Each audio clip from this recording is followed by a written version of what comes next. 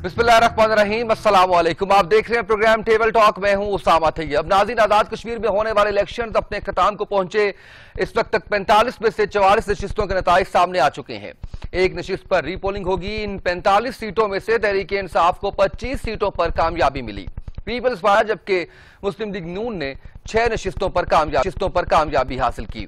पाकिस्तान में हर आने वाला इलेक्शन सियासी और इखलाकी पस्ती का नया रिकॉर्ड कायम करता है। इस दफा भी इलेक्शन मुहिम में अखलाकियात की धज्जियां बखेरी गईं। इलेक्शन डे पर भी अमन व अमान कायम न रह सका और कीमती जानें जाया हुई। मरियम नवाज ने नून लीग के लिए तूफानी किस्म की इंतखाबी मुहिम चलाई, लेकिन आखिर में यह मुहिम बारावर साबित न हो सकी।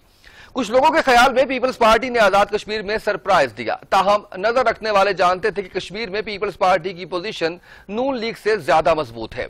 कश्मीर इलेक्शन से जुड़े चंद अहम सवालात जिनका हम आज के प्रोग्राम में जायजा लेंगे। मेरे साथ मौजूद है पाकिस्तान तहरीक इंसाफ से अहमद जवाद साहब। अहमद जवाद साहब, आपका शुक्रिया, आपने वक्त दिया है। और नजीर लगारी साहब, सीनियर एनालिस्ट, हमारा साथ दे रहे हैं। सर, आपका शुक्रिया, आपने हमें ज्वाइन किया। और ज्वाइन करेंगे पाकिस्तान पीपल्स पार्टी से अखुदा चिटान साहब। नजीर लगारी साहब, सर मैं आपसे स्टार्ट करना चाह रहा हूं और जानना ये चाह रहा हूं कि पाकिस्तान की जो मजमूई अवामी राय है, क्या इन इलेक्शंस को इसका आकाश समझा जा सकता है?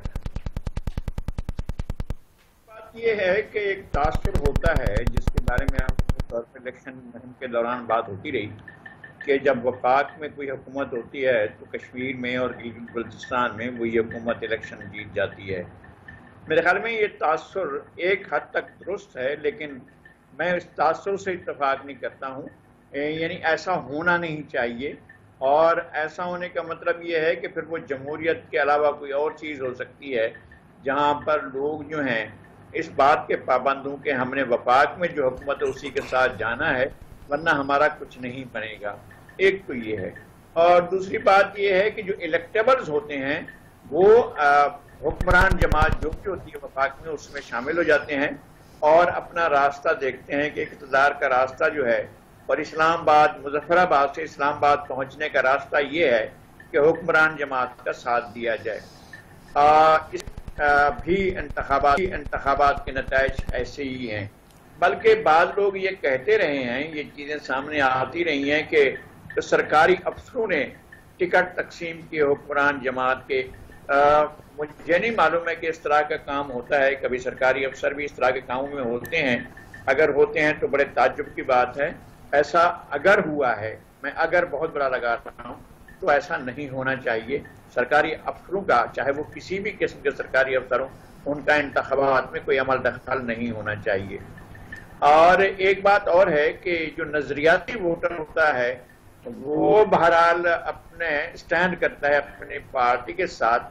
तो इस मरतबा ये हुआ है कि जो पीपल्स पार्टी का नजरियाती वर्कर है उसने पीपल्स पार्टी के उन ओल्ड गार्ड्स को वोट वो किया है, लोगों ने वोट दिया है जिन्होंने पार्टी के साथ हर बुरे और अच्छे वक्त में साथ निभाया है। चौधरी लतीफ अकबर जीत गए, उनका एक पार्टी के साथ बहुत देरीना वास्ता है।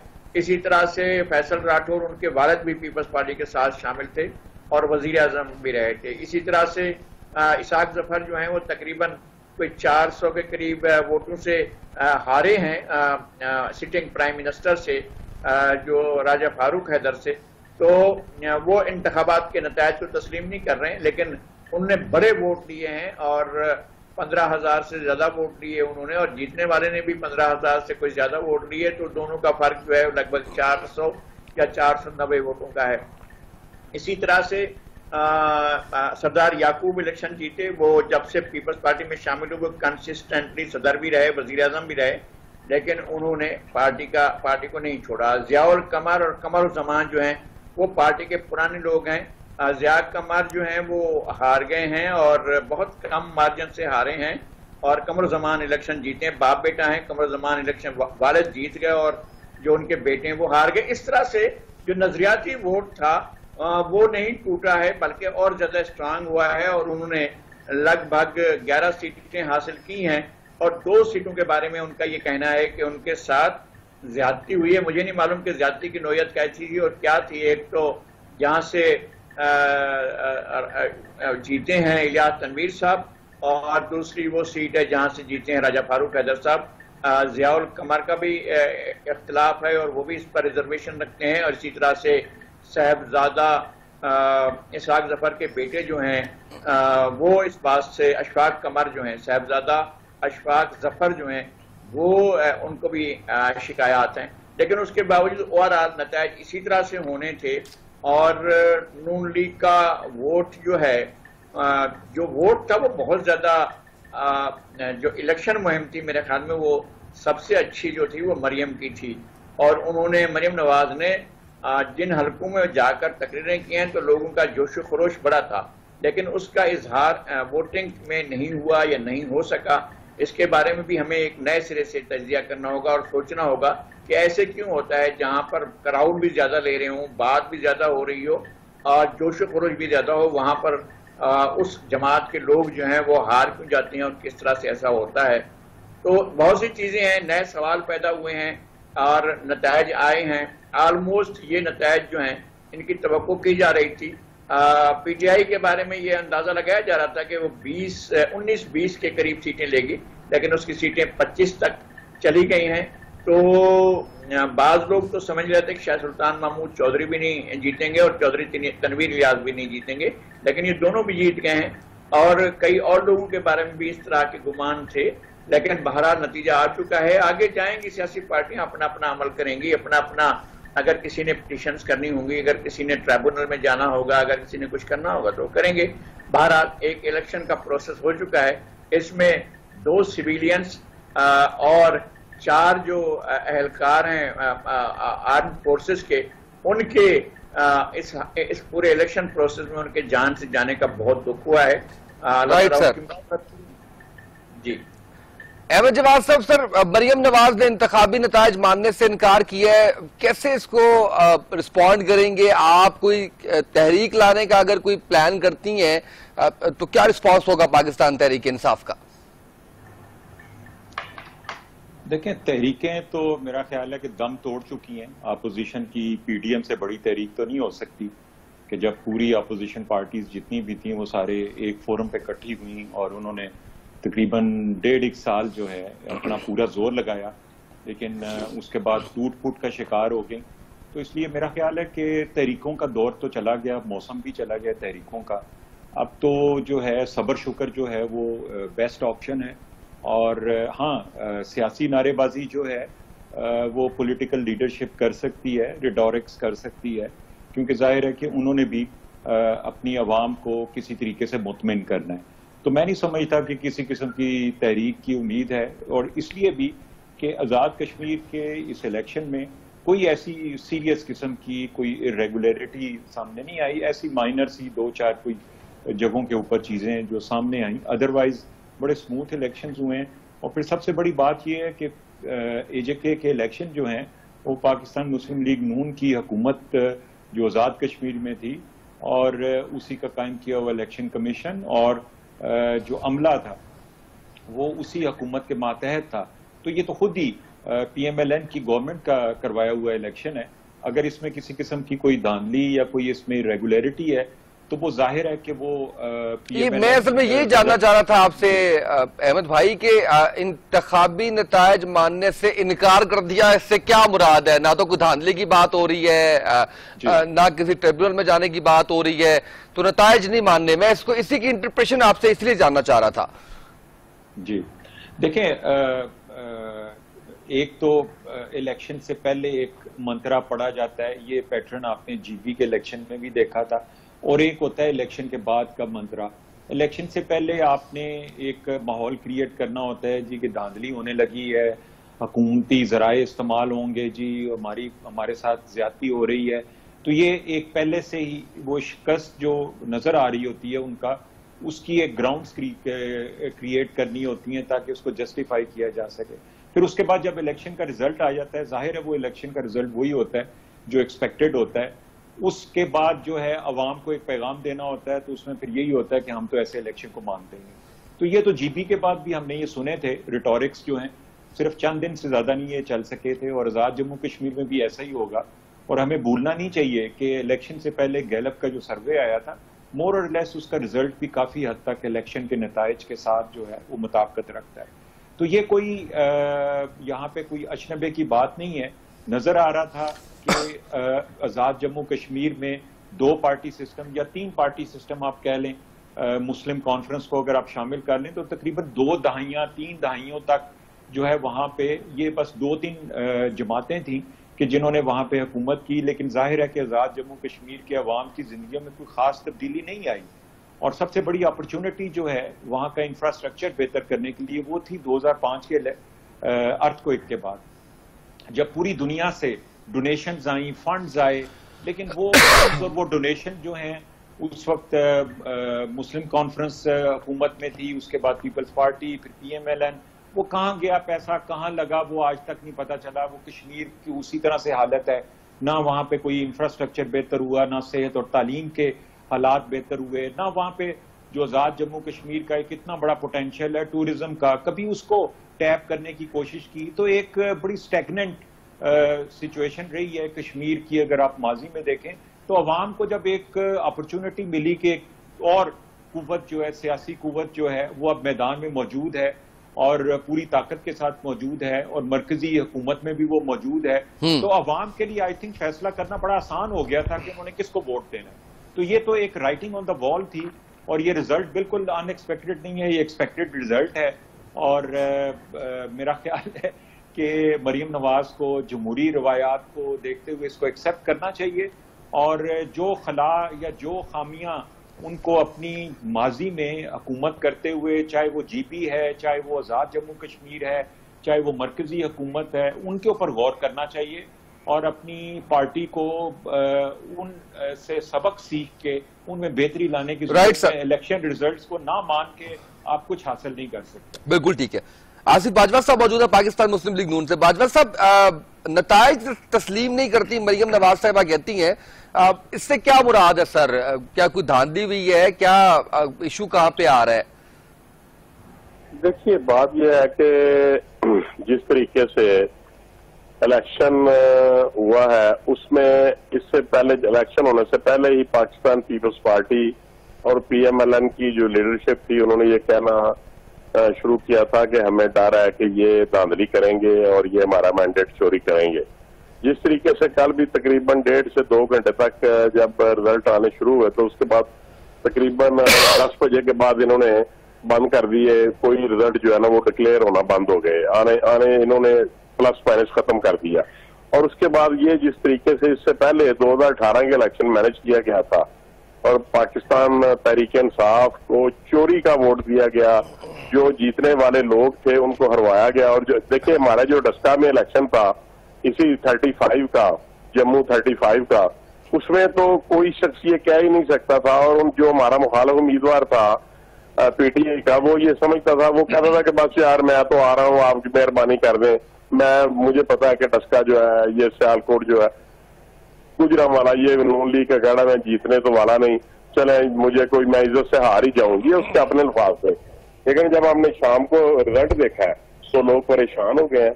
कैसे मानेंगे लोग जो ये कहते हैं कि वोट हमने दिया है पाकिस्तान मुस्लिम लीग नून को, मोहर हमने लगाई है शेर के निशान पे, तो जीत रहे हैं बल्ले वाले, तो क्या करेंगे लोग?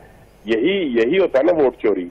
और यही है कि इन्होंने इलेक्शन चुराया है, और 2018 का भी इलेक्शन चुराया गया था, ये इलेक्शन भी चुराया गया। अच्छा बाजवा साहब, ये बताएं कोई इसके नतीजे में क्या पाकिस्तान मुस्लिम लीग नून कोई तहरीक चलाएगी? देखिए, अभी तक तो चूंकि अभी कल रात को या आज ही समझ रहे हैं, आज ही रिजल्ट डिक्लेयर हुए, टोटल जो है 26 को, या आज 26 तारीख है, तो अभी तक तो ना ही पाकिस्तान मुस्लिम लीग नून की लीडरशिप ने इस पर बैठ के कोई डिसीजन लिया है, और ना ही दूसरी जो पाकिस्तान पीपल्स पार्टी है या कोई दूसरी जमातें, किसी ने अभी तक इस मामले में कोई डिसीजन नहीं लिया। ठीक है सर, मैं सर जिटान साहब की तरफ बढ़ता हूँ। वक्फुल्लाह जिटान साहब ने भी हमें ज्वाइन किया। जिटान साहब, बहुत शुक्रिया आपका। जिटान साहब, पाकिस्तान पीपल्स पार्टी क्या मौकिफ रखती है कश्मीर के इंतखाबात पे? नून लीग ने तो मुस्तरद कर दिए नताइज। बिस्मिल्लाहिर्रहमानिर्रहीम। देखिए जी, सबसे पहले तो कश्मीर में जो हमारा इलेक्शन के लिए जो टीम था, मैं उन सब खैराजी तहसीन पेश करता हूँ कि इतने धांधली के बावजूद, इतने फायरिंग के बावजूद, इतने वायलेंस के बावजूद भी इन लोगों ने इतनी सीटें निकाल दी हैं। तो इस पे मैं उसको खैराजी तहसीन पेश करता हूँ। अब तो पार्टी फैसला करेगा कि रिजल्ट को तस्लीम करते हैं कि नहीं, लेकिन ये है कि धांधली तो हुई है, ये तो बच्चे को पता है। ये तो कैमरों ने पकड़ा था, जो गंदापुर पैसे तकसीम कर रहे थे तो लोग देख रहे थे, टीवी वालों ने कैमरे में जो वो फायरिंग कर रहे थे, जो लोगों को धमका रहे थे। जिस तरीके से हर हल्के में फेडरल मिनिस्टर जा रहे थे, जिस तरीके से इलेक्शन का वायलेशन हुआ, जिस तरीके से कश्मीर का जो एक आईनी इदारा इसका इलेक्शन कमीशन है, इसके अहकामात को पाओ तले रूम डाले वजीर आजम ने, तो वो तो सारी दुनिया ने देखा है। तो धांधली हुई है, और मैं समझता हूँ अगर इस तरीके से धांधली नहीं होती तो वहां से इनके लिए एक सीट भी जीतना पीटीआई के लिए वो मुमकिन नहीं था, क्योंकि एक तो पाकिस्तान में इनकी जो कारकर्दगी है वो सारे लोग कश्मीरियों को नजर आ रही है। दूसरा ये कि इनके जो उठाने हैं कि यहाँ पे जो लोगों के साथ वादा किया था, गिलगित बल्तिस्तान के अवाम के साथ जो वादा किया था, और जिस तरह वो अपने वादों को भूल गई, तो यही वजह भी है। तीसरी वजह ये कि गिलगित बल्तिस्तान कश्मीर पे तो अभी तक मकबूजा कश्मीर पे तो पीटीआई का कोई मौक़िफ़ नहीं है, एक कोई पॉलिसी नहीं है। कश्मीर पे इनकी जो पॉलिसी है वो वाज़ेह नहीं है। पहले कह रहे थे कि मोदी आएगा तो कश्मीर खत्म होगा, फिर अमेरिका से आए तो ढोल बाजी गाजी एयरपोर्ट पे बजाए कि मैंने कश्मीर का मसला खत्म किया। फिर कहा कि मैं इसके साथ बहैसियत एक वजीर उन्होंने कहा कि हम ट्रेड करेंगे इंडिया के साथ। फिर एक प्राइम मिनिस्टर के हैसियत से कहा कि नहीं, हम इसके साथ ट्रेड करने को तैयार नहीं है। तो इनके पास तो कश्मीर के लिए कोई वाज़ेह नहीं है। राइट सर मैं कि वो इतनी सीट ले। ठीक है, लगारी साहब की तरफ बढ़ता हूँ। लगारी साहब, दो बड़ी पार्टीज पाकिस्तान मुस्लिम लीग नून और पाकिस्तान पीपल्स पार्टी सर धांधली की बात कर रही हैं। ऐसा तो नहीं है कि ज़ाहिर पाकिस्तान जमहूरियत है यहाँ पे, कोई इनको क्या तरीक़ाकार इख्तियार करना चाहिए सर? देखें, एक तो धांधली के सिलसिले में मुझे पहली धांधली तो बहुत सी धांधली हुई है, वरना ये जो एक पॉलिटिकल पार्टीज के जो कैंडिडेट्स थे उनका ले लेना भी एक तरह से धांधली थी, इसलिए कि पीएमएलएन के कैंडिडेट्स तो जो विनिंग कैंडिडेट थे, जो पहले इलेक्टेबल थे, जो इलेक्ट हो चुके थे, वो चले गए थे ज्यादातर पीटीआई के अंदर, और कुछ लोग जो हैं वो पीपल्स पार्टी की तरफ भी गए।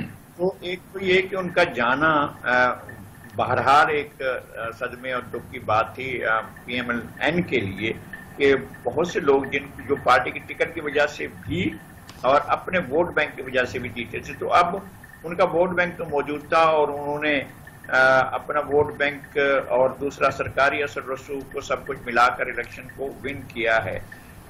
तो एक मसला तो ये है। दूसरा जो अभी जवाद साहब ने कहा, और मैं गैलेप सर्वे को मैं पिछले 40-45 साल से ज्यादा अरसे से जान रहा हूँ, देख रहा हूँ। ये एक ऐसा सर्वे है जो दुनिया का अनोखा सर्वे मबनी होता है, झूठ पर मबनी होता है, ख्वाहिशात और तमन्नाओं पर मबनी होता है। गैलेप सर्वे को मेरा ख्याल में पाकिस्तान के अवाम ने भी कोई सीरियस नहीं लिया, और जो इसको चलाते हैं और जो इसके लिए काम करते हैं उन्हें भी अपने अफसोस का इजहार करना चाहिए। उन्होंने नतायज इस तरह नहीं बताए थे जिस तरह से आए हैं, वो नतायज उनके अंदाजों से बहुत मुख्तलिफ हैं। ये ठीक है कि उन्होंने कहा है कि पीटीआई जीतेगी, लेकिन नीचे सीटों के बारे में जो कुछ उन्होंने कहा था वो सारे अंदाजे उनके रबिश थे और गलत साबित हुए।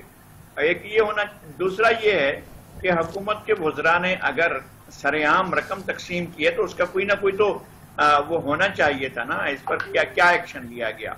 फिर उसके बाद जिस तरह से जुबान इस्तेमाल की गई और जिस तरह से उस जुबान के इस्तेमाल करने से वज़रा को शाबाश दी गई है, तो फिर एक नया ट्रेंड चल पड़ा है इलेक्शन में कि जिसको जितनी ज्यादा गालियां आएंगी वो उतनी ज्यादा गालियां देकर इलेक्शन जीतने की कोशिश करेगा। ये बहुत अफसोसनाक था। पीएमएलएन को शिकायत हैं बजा तौर पर होंगी, और ख़ास तौर पर जो उन्होंने पंजाब की सीटों के बारे में कहा, गुजरांवाला और और सियालकोट की सीटों के बारे में और दीगर पंजाब की सीटों के बारे में देखें, जो इलाके गढ़ हैं PMLN के इस वक्त, मैं माजी की बात नहीं कर रहा हूँ, मुस्तकबिल की बात भी नहीं कर रहा हूँ, इस वक्त तो ये इलाके GT रोड और DT रोड से मिले हुए इलाके और सियालकोट, ये तो जाहिर है यहाँ तो बाकायदा बुरी तरह हराया है ना, आम इलेक्शन में भी और बाई इलेक्शन में भी। तो वहां से ऐसे अचानक कौन सा मुआवजा होता है कि PMLN हार जाती है। तो ये सब कुछ हुआ है, इस पर जरूर ध्यान देना चाहिए। लेकिन मेरा ख्याल है गो फॉरवर्ड यही होगा। सारी पार्टियां तैयार नहीं थी जब 2018 के इलेक्शन हुए और इसके खिलाफ तहरीक भी चली, तो वो नहीं हुई और उन्होंने फिर इसको तस्लीम किया, यहां तक तस्लीम किया कि इस पोजीशन में होने के बावजूद कि वो वफाकी हुकूमत को और सूबाई हुकूमत को पंजाब में गिरा सकते हैं। और अब तो बलूचिस्तान में भी ऐसे हालात पैदा हो गए कि वहां पर भी हुकूमत को बचा लेना बड़ी बात हो गई, अगर मियां नवाज शरीफ सीरियस हो जाएं। इस वक्त जो है मियां नवाज शरीफ के हाथ में है कि वो वफाक में और पंजाब में और बलूचिस्तान में अपना कोई किरदार अदा करते हैं हुकूमत के खात्मे के लिए। तो एक बड़ा वो है, उसमें शायद जरदारी साहब का भी बलूचिस्तान में कोई हाथ हो, वो भी कर सकते हैं। तो मेरा ख्याल है कि ये इस ऑप्शन की तरफ जा नहीं रही है PMLN, बल्कि PMLN तो ये तक कह रही है कि हम अगले जो बाकी 2 साल हैं वो भी हम तस्लीम करने को तैयार है। तो उन्हें ये इलेक्शन भी तस्लीम करना पड़ेंगे जो आजाद जम्मू कश्मीर में हुए हैं। राइट सर, बिल्कुल सही है। ज़रा वो सर, अब नवाज शरीफ साहब लंदन में बैठे हुए हैं, वहां से बैठ के वो संजीदगी तो नहीं दिखा सकते सियासत के अंदर, ना ही शायद कोई रोल उस तरह से प्ले कर सकते हैं। शहबाज शरीफ साहब भी बिल्कुल लाताल्लुक नजर आए हैं इसमें। अहमद जवाद साहब, सर धांधली के ऊपर आपने काफी तगोदो की थी, इवन 126 दिन का धरना भी आपने धांधली के हवाले से दिया था, फिर बहुत स्टेटमेंट्स भी आई थी खान साहब की आपकी पार्टी की जानिब से कि अगर हम पे साबित हो जाए, हमें जो कहेंगे हम करेंगे। तो सर अब ये 2 बड़ी पार्टीज इल्जामात लगा रही हैं, इनको मुतमिन करने के लिए, ये इल्जाम धोने के लिए क्या पॉलिसी है, क्या स्ट्रेटजी है पाकिस्तान तहरीक इंसाफ की? देखिए 2013 के बाद जब पाकिस्तान तहरीक इंसाफ ने इंतखाबात के हवाले से इल्जामात लगाए थे, तो वो बड़े ठोस शवाहिद के साथ और बड़े स्पेसिफिक इल्जामात थे, जिसमें कि 4 हलकों पर फोकस किया गया था और सिर्फ उनके हवाले से पार्लियामेंट के अंदर इमरान खान की स्पीच भी रिकॉर्ड पे मौजूद है। और उसके लिए तमाम वो फोरम्स जो पाकिस्तान में कानूनी फोरम्स मौजूद हैं, उन सबको अवेल किया गया था।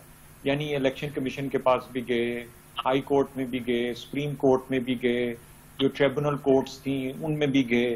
सो हर जगह अपना कानूनी जो हक था उसको इस्तेमाल करते हुए जो शवाहिद थे, जो एतराज़ात थे, उनको कानूनी तरीके से उन फोरम्स के ऊपर पेश किया गया। लेकिन ये तरीका है, अगर आप इलेक्शन में रिगिंग के हवाले से आप कोई एतराज़ात उठाना चाहते हैं या आपको उसके बारे में शकूक हैं, लेकिन अगर सिर्फ बातों की हद तक या नारों की हद तक हम कहें कि ये इलेक्शंस इनमें धांधली हुई है और हमें ये कबूल नहीं है, इससे तो मेरा ख्याल है कि कोई क्रेडिबिलिटी ना उन पॉलिटिकल पार्टीज की बनती है जो ऐसे इल्जामात लगाते हैं, और ना ही इस किस्म के ऐलानात और इस किस्म के स्टेटमेंट से अवाम जो है वो कोई क्रेडिबिलिटी का तासुर लेती है। एक आम तासुर फिर यही जाता है कि हारने वाली पार्टी जो है वो इस मुल्क में इलेक्शन को तस्लीम नहीं करती, हारने वाली पार्टी जो है वो इल्जामात लगाती है। लेकिन अगर आप पैटर्न देखें जो AJK का था और गिलगित बल्तिस्तान का था, जो कि दोनों रीसेंट एग्जांपल्स आपके सामने हैं, दोनों में एक जैसी सिचुएशन है, दोनों में एक ही तरह के इल्जामात लगाए गए, एक ही तरह की सूरत हाल आप देखते हैं और उसके बाद इलेक्शन रिजल्ट्स आते हैं। तो इसलिए ये कोई नई चीज नहीं है और यहाँ पे पाकिस्तान तहरीक इंसाफ की कोई जिम्मेदारी नहीं है। यहाँ पे अगर इलेक्शन कमीशन के हवाले से उनको कुछ एतराजात हैं तो इस वक्त अच्छा अहमद साहब, वो जो अभी लगारी साहब बात कर रहे थे पैसे बांटने वाली वुज़रा की, सर उस पर भी थोड़ा कमेंट जरूर कीजिएगा। देखें, एक अली मीन गंडापुर के एक वाकये का जिक्र किया जाता है जिसको मैंने खुद जाती तौर पे उसको इन्वेस्टिगेट किया था कि क्या हुआ था।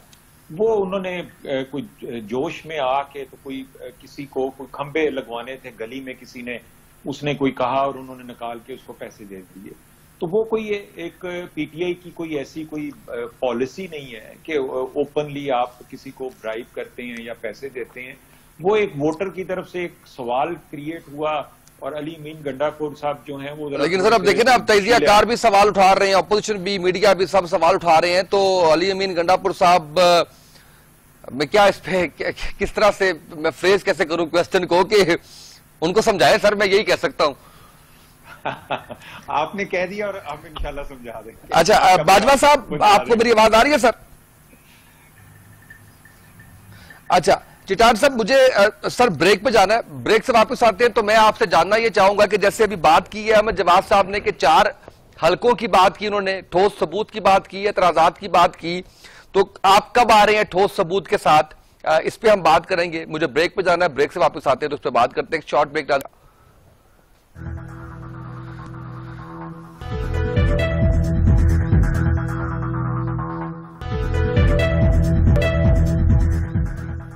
Welcome back. नाज़रीन, चिटान साहब मौजूद है हमारे साथ सर? जी जी चिटान साहब, कुछ ठोस सबूत, कुछ चीजें मौजूद है सर जो प्रेजेंट करेंगे आप? जी मैंने कहा धांधली के हवाले से कोई ठोस शवाहिद, कोई सबूत, कोई चीज मौजूद है सर जिसको आप आगे प्रेजेंट करेंगे? बिल्कुल जी जी। जवाद साहब ने जो कहा कि हमारे पास सबूत, जिनके पास कहाँ सबूत थे, ये 35 पंचर कर रहे थे और ये तो मेरी सियासी बात की थी, मेरे पास तो कोई सबूत नहीं है। और ये सबूत तो सारी दुनिया ने देखे हैं कि इलेक्शन कमीशन ने क्यों गंडापुर को निकाल दिया कश्मीर से, किस बात पे निकाल दिया, और फिर जब निकाल दिया तो सारी दुनिया ने नहीं देखा कि औकात दिखा दिए जनाब इमरान खान ने सारी दुनिया को कि कश्मीर के औकात क्या है, इनके इदारों के औकात क्या है, क्या उन्होंने जहाज में बैठा के वापस नहीं लेके गई। तो अगर ऐसे इलेक्शन कमीशन की जिसके कोई औकात नहीं हो, अब पहले निकाल दी कश्मीर के 2011 का जो इलेक्शन था, 2016 का जो इलेक्शन था, एक सियासी वर्कर की हैसियत से मैंने इस पे काम किया था। मुझे पता है वहाँ सियासी माहौल कैसा होता है। कश्मीर में कश्मीर के लोग इंतहाई तालीम याफ्ता, इंतहाई सिविलाइज लोग और इंतहाई पढ़े लिखे लोग हैं।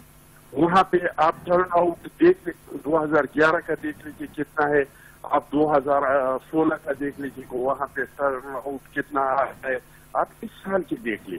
कभी इस तरह का नहीं हुआ है कि कश्मीर के इलेक्शन में कभी कोई फायरिंग हुआ है, लेकिन इनके वो बाकी वज़रा जो जाके और वहाँ पे जो वो तकरीरें करते थे, लोगों को वायलेंस में जिस तरीके से उकसा रहे थे, तो इसका ये नतीजा निकलने वाला था। और मैं नहीं कहता कि ये एक्सपोज हो चुके हैं। अगर ये इस तरीके से दांधी नहीं करते तो जो हशर इन लोगों का यहाँ पे हुआ है जिन इलेक्शन में होना क्यों होते। और ये लोग समझते हैं, उनसे पूछ लें कि आप लोगों ने बल्दियाती इलेक्शन क्यों मुलतवी कर दी, आप लोग बल्दियाती इलेक्शन क्यों नहीं करवाते। तुर्फा का काबीना ने जो है उन्होंने फिर तजवीज दी दिया कि 1 साल के लिए बल्दियाती इलेक्शन जो है उसको मुलतवी किया जाए, क्योंकि इनको अपना चेहरा साफ आईने में आ रहा है कि हमने ये 3 साल में कौन के साथ क्या किया, हमने इसके साथ वादे क्या किए थे और हमने कौन के साथ किया क्या। हमने रोजगार का वादा किया था, लोगों को बेरोजगार कर दिया। हमने कर्ज न लेने का वादा किया था, हमने कर्ज को दुगना कर दिया। हमने लोगों के साथ प्रोटोकॉल न लेने का वादा किया था। अब प्रोटोकॉल है, जो करप्शन है, हर रूल जो स्टैंड लाते हैं और 90 अरब से जो स्टैंडर्ड कोई नहीं है। 35 किलोमीटर रोड में 25 अरब का करप्शन सामने आ गया। ये हो चुके हैं आवाम के लिए, ये आवाम के जरिए इलेक्शन नहीं जीत सकती है। इन लोगों ने यही रास्ता इख्तियार किया है। हम रिश्वत के जरिए, हम बदमाशी के जरिए, हम वायलेंस के जरिए। राइट सर मैं अहमद जवाद साहब हमारे पास चंद मिनट के लिए। अहमद जवाद साहब, सर हकीकी मसाइल कश्मीर के, आजाद कश्मीर के क्या है और तरजीहात क्या है सर पाकिस्तान तहरीक इंसाफ की हुकूमत की? देखिए, जैसे कि मैंने पहले भी अर्ज किया कि आज़ाद जम्मू कश्मीर में लोगों के जो बुनियादी मसाइल हैं, सेहत के हवाले से, तालीम के हवाले से, इंफ्रास्ट्रक्चर, रोड, पीने का साफ पानी, जाहिर है कि ये AJK में PTI अपनी हुकूमत बनाने के बाद अपनी तरजीहात में इनको शामिल करेगी। और इसके साथ साथ एम्प्लॉयमेंट या इकोनॉमिक एक्टिविटी AJK में क्रिएट करने के लिए हम समझते हैं कि टूरिज्म का बड़ा पोटेंशियल है आज़ाद जम्मू कश्मीर में, और उस पोटेंशियल को एक्सप्लॉइट किया जा सकता है। और जिससे कि रोजगार वहां पे बढ़े, जिससे कि लोकल आबादी जो है आज़ाद जम्मू कश्मीर की उसको एक डायरेक्ट फायदा पहुंचे। और इलेक्शन से बहुत अरसा पहले प्राइम मिनिस्टर इमरान खान ने आज़ाद जम्मू कश्मीर के तमाम खानदानों के लिए इंसाफ सेहत कार्ड का ऐलान कर दिया था। अब जाहिर उसकी इम्प्लीमेंटेशन और एग्जीक्यूशन भी इंशाल्लाह हो जाएगी, और उसका मतलब ये है कि आज़ाद जम्मू कश्मीर में हर खानदान अब इस फिक्र से आज़ाद हो जाएगा कि अगर उनके घर में कोई बीमार होता है उसे वो प्राइवेट हॉस्पिटल भी ले जा सकते हैं, गवर्नमेंट हॉस्पिटल भी ले जा सकते हैं। इस फिक्र से आज़ाद होंगे कि इसके अखराजात कहाँ से पूरे होंगे। तो ये तो एक ऑलरेडी एक बड़ा अच्छा स्टेप ले लिया गया है। इंशाल्लाह इसमें सेहत की जो बुनियादी ज़रूरियात हैं, ख़ासतौर पर जो रिमोट एरियाज़ हैं जहाँ पे कि बिल्कुल कोई ऐसी फैसिलिटीज़ कभी प्रोवाइड नहीं की गई थी, वहाँ पे इनको इस्टेब्लिश किया जाएगा। तो ये पीटीआई समझती है कि इंशाल्लाह एजेके में हुकूमत बनाने के बाद एजेके की जिंदगी के लोगों की जिंदगी में तब्दीली इंशाल्लाह नजर आएगी। बिल्कुल ठीक है, बहुत शुक्रिया आपके अहमद जवाद साहब। लगारी साहब, सर ये बताइएगा, ये जो नाकामी है इलेक्शंस में पाकिस्तान मुस्लिम लीग नून की, कैसे असरअंदाज होगी सर ये मरियम नवाज की सियासत पर? तो ज्यादा फर्क नहीं पड़ेगा, हमें इस तरह के ज्यादा फर्क को देखना भी नहीं चाहिए। मजमूई तौर पर जो उनकी स्ट्रेंथ है पंजाब में, उसके जल्द टूटने का इम्कान नजर नहीं आ रहा है। लेकिन इसके लिए देखना ही होगा कि खुद पाकिस्तान पीपल्स पार्टी अपनी कारकर्दगी को कितना आगे बढ़ाती है और पंजाब का रुख जो है वो किस तरह से करते हैं पार्टी पीपल्स पार्टी के चेयरमैन। तो एक तो बात यह है। लेकिन अभी जो दाऊद साहब बता रहे, अपना जवाद साहब, हमारे जवाद साहब जो बात कर रहे थे, उनकी पूरी गुफ्तगू में एक लफ्ज की बात भी नहीं हुई है कि कश्मीर एक आलमी मसला है, कश्मीर एक दुनिया के एजेंडे पर है, कश्मीर अक़वाम मुत्तहिदा और सलामती कौंसिल के एजेंडे का एक लाजमी मसला मौजूद है जो आज से 73-74 साल पहले से मौजूद है। तो उस मसले के हल के लिए और आलमी बिरादरी को इस बात पर आमादा करने के लिए, सलामती कौंसिल के तमाम अरकान को इस बात पर आमादा करने के लिए कि लोगों को इस तस्वाब राय का हक दिया जाए और एक रेफरेंडम कराया जाए पूरे के पूरे कश्मीर में, जिसमें जम्मू और लद्दाख और मकबूजा कश्मीर वगैरह सब शामिल हैं, जिसमें यह फैसला हो कि लोग अपने मुस्तकबिल का क्या फैसला करते हैं। जनरेशन गुजर गई हैं, नस्लें गुजर गई हैं, एक के बाद दूसरी नस्ल, दूसरे के बाद तीसरी नस्ल, कितनी नस्लों में लोग तब्दील हुए हैं, पहले सरदार पे दूसरे सरदार पे तीसरे सरदार आजाद कश्मीर के। तो ये सब कुछ हुआ है। और दूसरी बात यह है कि इनके अज़ाइम से ये लगता है कि ये कश्मीर को पाकिस्तान इसी तरह से जैसे मोदी ने किया 370 को रिवोक किया और ऐलान कर दिया कि जी ये मरकज का हिस्सा हो गया है, यानी उसको सूबे का दर्जा भी नहीं दिया गया, जो आजाद और खुद मुख्तार रियासत के तौर पर 370 गारंटी करता था, वो गारंटी निकाल दी गई। अब उसको मरकज ने जी सर उसका कब्जा करके बैठा। लाइकवाइज अगर आप उस तरह का रुख करते हैं कि इसको सूबा बनाने की कोशिश करते हैं, तो कश्मीरियों के साथ और पूरे के पूरे कश्मीर के तमाम अवाम के साथ, तमाम लोगों के साथ, अपने वोटर्स के साथ, सबके साथ एक ज्यादती होगी। और इस तरह का अमल सोचना भी नहीं चाहिए, क्योंकि वहां पर अपना सदर मौजूद है, वजीर आजम मौजूद है, असम्बली मौजूद है, आइन मौजूद है और सुप्रीम कोर्ट मौजूद है। पाकिस्तान की सुप्रीम कोर्ट की जुरिस्डिक्शन में आजाद कश्मीर शामिल नहीं है। तो आप ऐसा नहीं कर सकते हैं कि उसको उठाएं और सब कुछ खत्म कर दें और कहें कि जी हम इसको अपने साथ मिला रहे हैं। तो इस तरह की सूरत हाल को पैदा नहीं होना चाहिए और उन्हें बात करनी चाहिए, आलमी बिरादरी से बात करना चाहिए और खास तौर पर सिक्योरिटी काउंसिल के मुस्तकिल मेंबरान से बात करना चाहिए। अगर संजीदगी से बात की जाए तो मेरा ख्याल नहीं है कि इस मसले पर हल नहीं निकल सकता है। कौन है? अमेरिका है, रूस है, चीन है, बरतानिया है और फ्रांस है। आपने इनसे डायलॉग करना है कि भाई एक देरीना मसला है, इस मसले को हल करें आप और कश्मीरी अवाम को ये मौका दें कि वो अपने मुस्तकबिल का फैसला करें। तो इसमें कौन सी ऐसी बात है जो आप नहीं करना चाहते, नहीं कर सकते? माजी में जो हुआ सो हुआ, आप आगे बढ़ें और इस मसले के हल के लिए बात करें।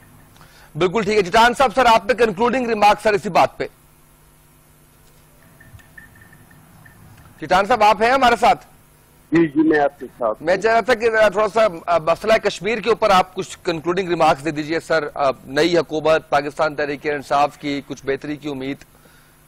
देखिए जी, कश्मीर पे मैं ये कह रहा हूँ कि इलेक्शन है और हुकूमत ये आने जाने वाली चीज है, और कश्मीरियों ने एक सदी से कुर्बानियां दे रहे हैं, और ये मौजूदा इलेक्शन में कश्मीर कास्ट को हमने नहीं, पीटीआई ने जितना नुकसान पहुंचाया है कश्मीर का इलेक्शन कोई आम इलेक्शन नहीं होता है और पाकिस्तान की तरह इलेक्शन नहीं होता है।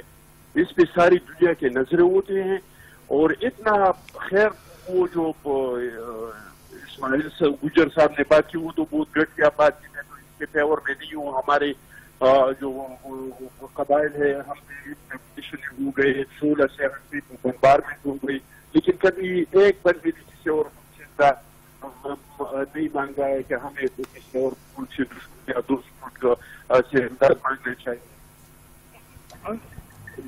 कुछ तो हुआ है ना, हाँ बंद करके तो वो पड़ जाता है। तो इसमें हमने कर दिया इलेक्शन कमीशन को, कश्मीर के इलेक्शन कमीशन को, कि उन्होंने एक बंदी को निकाल दिया और उसको जिहाज में बैठा के और वापस ले गई।